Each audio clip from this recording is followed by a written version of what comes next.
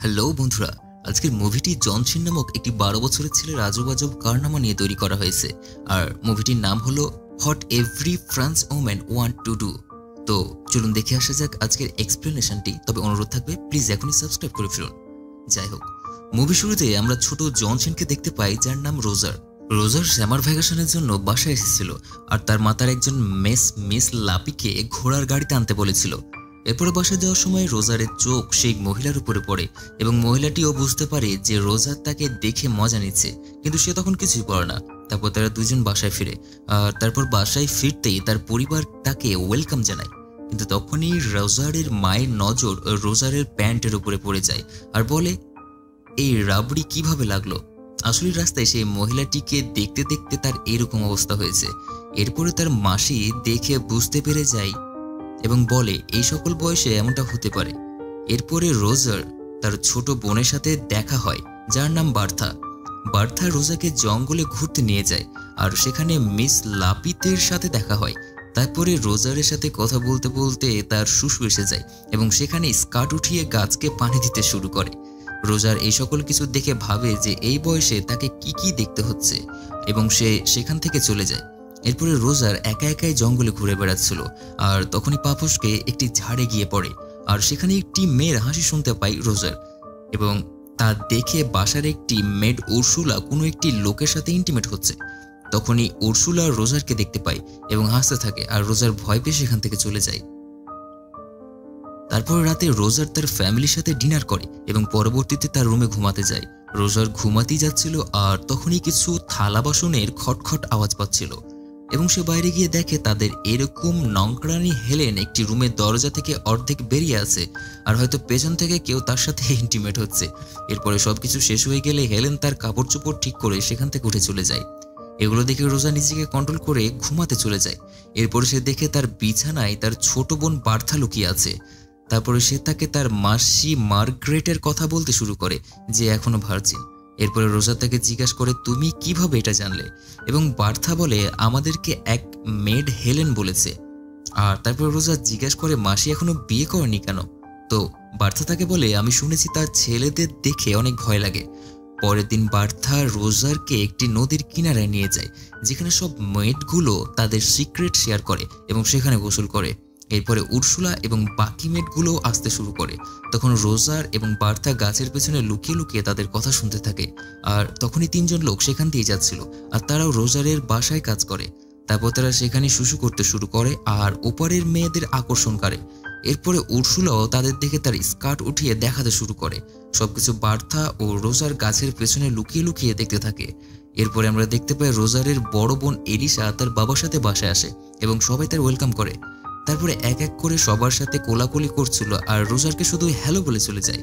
তারপরে রোজার ভাবতে থাকে যে সে এরকম কেন করলো আমার সাথে। এরপরে বার্থা এসে রোজারকে একটি চার্চে নিয়ে যায়। চার্চের ছাদে উঠে তারা তার মাসির কথা শুনতে থাকে।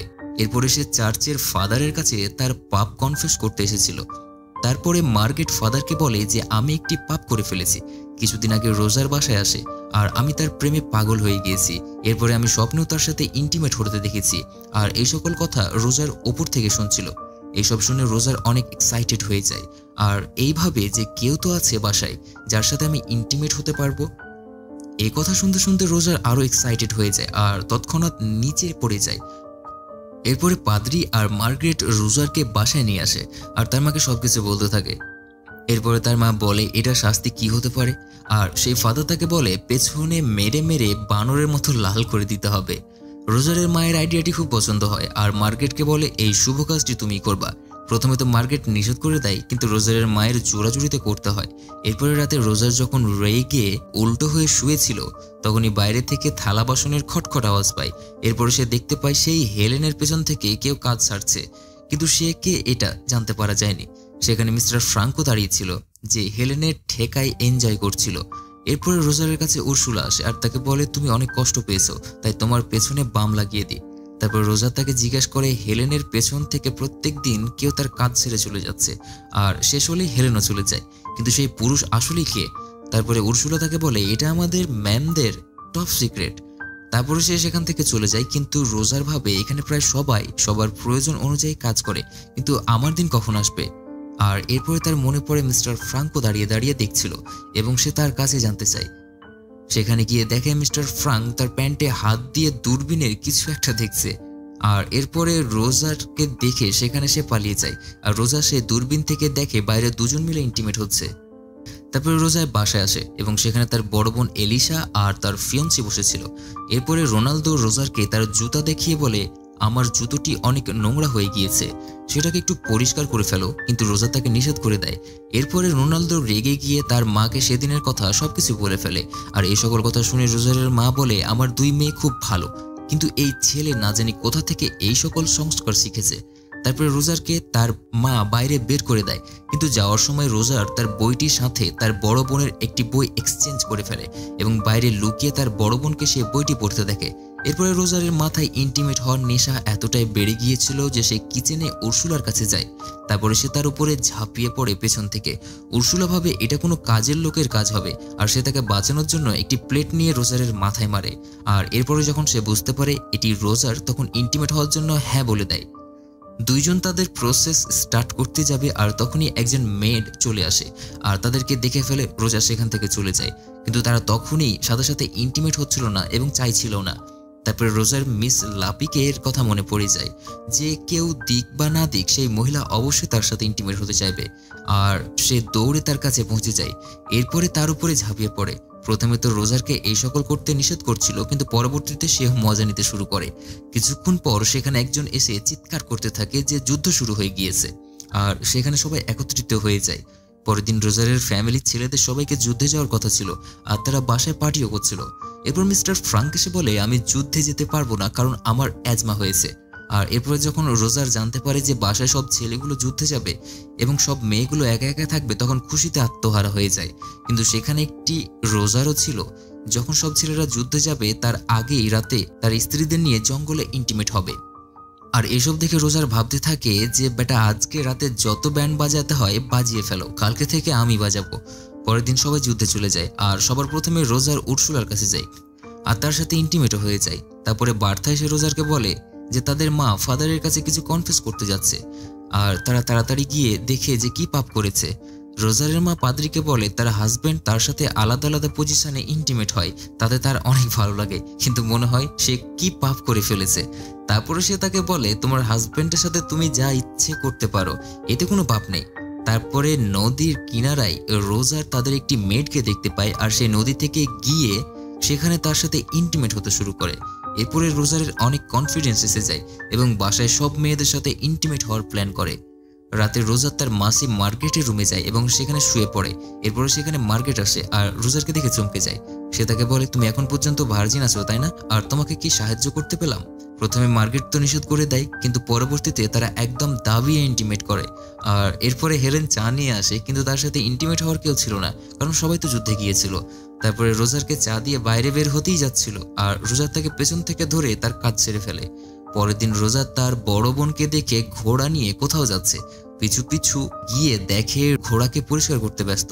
তারপরে রোজার টপকে গিয়ে এলিশার উপরে পড়ে। প্রথমে এলিশা নিষেধ করছিল, কিন্তু পরবর্তীতে তার অনেক ভালো লাগতে লাগে। তারপরে রোজারের তো মজার শেষ হচ্ছিল না, কারণ সব মেয়েরা তার কাছে একে একে আসছিল। আবার কখনো কখনো তো রোজার একসাথে 3 গেমেরও বেশি বাজিয়ে ফেলতো। একদিন ইন্টিমেট হওয়ার পর এলিশা রোজারকে বলে সে প্রেগনেন্ট, আর রোজার চমকে ওঠে। আর তখন সবাই যুদ্ধ থেকে ফিরেও আসছিল।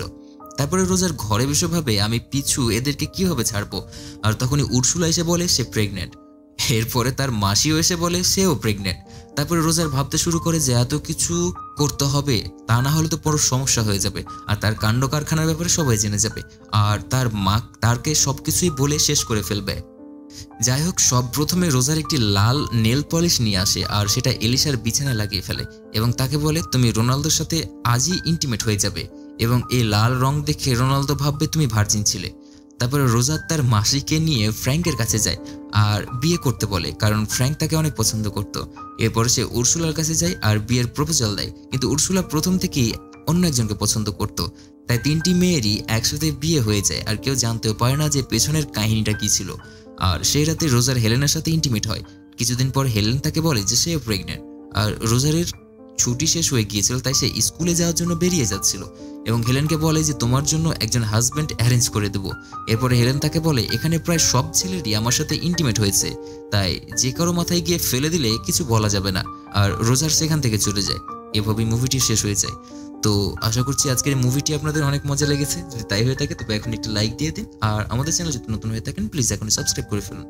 দেখা হচ্ছে তাহলে পরবর্তী এপিসোডে। সে পর্যন্ত সুস্থ থাকুন, ভালো থাকুন, ধন্যবাদ।